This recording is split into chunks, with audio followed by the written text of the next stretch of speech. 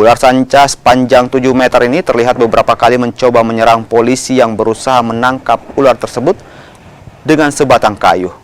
Keberadaan ular seberat 50 kg ini diperkirakan keluar dari hutan kota akibat kekeringan. Ular sanca ini diketahui sempat memangsa seekor kucing dan hendak mencari tempat persembunyian. 2 jam lamanya ular sanca baru bisa ditangkap. Kini ular tersebut dibawa ke Damkar Sinjai. Panjang ular itu sekitar 7 meter.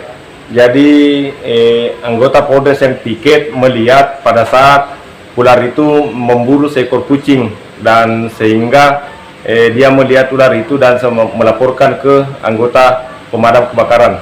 Ular itu kami evakuasi dan kami tempatkan di posko pemadam.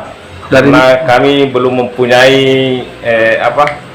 di Sinjai ini belum ada tempat observasi hewan, sehingga kami hanya menampung dulu di kandang.